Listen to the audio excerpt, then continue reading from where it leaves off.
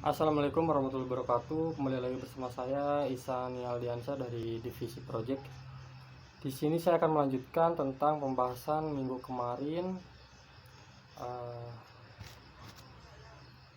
Yang pertama ada komponen peta topografi, kedua cara membaca peta topografi, dan manfaat peta topografi. Mulai dari yang pertama, komponen peta topografi. Peta topografi biasanya digunakan oleh lembaga tertentu yang mempunyai kepentingan akan kondisi permukaan bumi. Berikut ini adalah komponen dari peta kontur, yaitu pertama, judul peta. Judul diambil dari bagian terbesar wilayah pada satu lembar peta. Judul peta berada di atas peta akan tetap pada peta buatan koordinasi, survei, dan pemetaan, maka judulnya berada di samping. Kedua, legenda peta. Legenda peta adalah penjelasan dari simbol-simbol yang ada dalam peta. Dengan adanya legenda, kita dapat memahami arti yang diwakili dalam sebuah simbol. Yang ketiga, ada skala peta. Hampir seluruh peta dibuat sesuai skala tertentu. Skala merupakan perbandingan gambar dengan kondisi sebenarnya. Terdapat dua skala dalam peta, yaitu skala garis dan angka. Umumnya pada peta topografi mencantumkan keduanya. Dan selanjutnya ada garis koordinat. Pada peta topografi terdapat jaring-jaring yang terdiri dari garis vertikal dan horizontal. Garis-garis tersebut dinamakan garis koordinat dan terdiri dari dua macam, yaitu koordinat geografis dan koordinat grid. Selanjutnya ada garis ketinggian atau kontur. Garis kontur merupakan gambaran dari daerah dengan ketinggian yang sama. Garis ini mirip sidik jari dan tidak pernah memotong satu sama lain. Yang selanjutnya, tahun pembuatan peta. Terdapat informasi mengenai tahun pembuatan peta yang menunjukkan kapan peta ini dibuat atau diperbaharui. Yang terakhir, ada deklinasi. Deklinasi adalah garis keterangan yang menunjukkan beda utara peta dan utara magnetik kompas. Perbedaan ini terjadi karena posisi utara bumi ditunjukkan oleh kutub utara. Namun sumbu ultramagnet berada di kepulauan dekat dengan Greenland. Bumi juga mengalami pergeseran sekitar 0,02 detik ke timur atau ke barat setiap tahunnya, sehingga arah utara magnetik kompas harus dikonversi dengan arah utara pada peta. Deklinasi akan direvisi setiap 5 tahun sekali dan dicantumkan dalam lembar kerja. Pembahasan selanjutnya ada cara membaca peta topografi. Untuk memahami peta topografi, kita harus memahami garis kontur dan apa yang ingin dijelaskan oleh garis tersebut. Informasi yang disampaikan oleh peta jenis ini dibagi menjadi dua bagian, yaitu informasi ketinggian, lokasi, dan bentuk lahan atau relief suatu lokasi.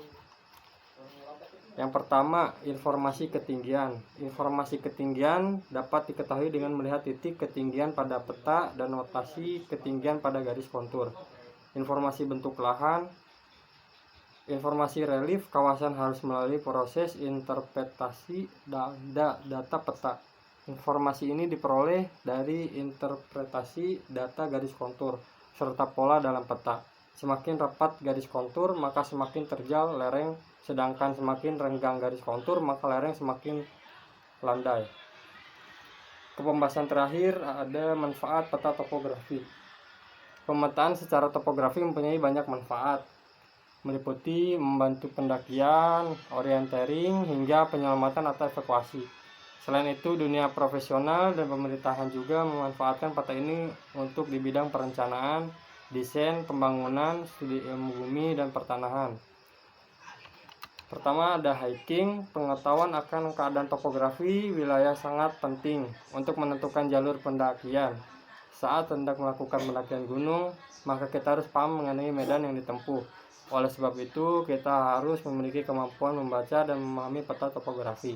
Peta ini juga bermanfaat saat kita tersesat.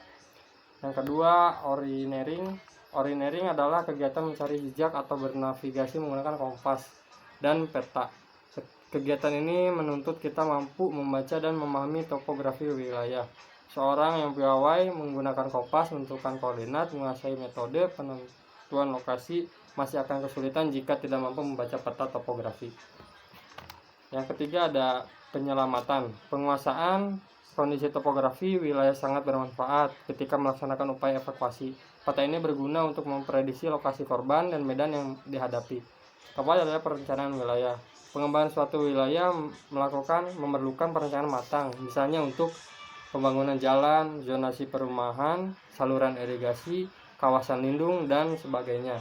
Pengetahuan tentang kemiringan lereng sangat diperlukan dan hal ini dapat terbantu dengan menggunakan peta topografi. Kelima, ada desain arsitektur dan sipil. Bidang arsitektur sangat memerlukan peta topografi, terutama saat melakukan pembuatan tapak set plan sebagai struktur bangunan awal. Sedangkan dalam teknik sipil, pengetahuan tentang ketinggian dan kecuraman lereng juga sangat penting. Misalnya ketika akan membangun jembatan, jalan layang, terowongan, serta gedung. 6. Studi ilmu bumi. Informasi mengenai ketinggian dan kelerengan suatu wilayah sangat diperlukan dalam studi ilmu bumi. Informasi ini dapat digunakan untuk menghitung run of air, laju erosi, batuan, degradasi tanah, serta potensi pergerakan tanah.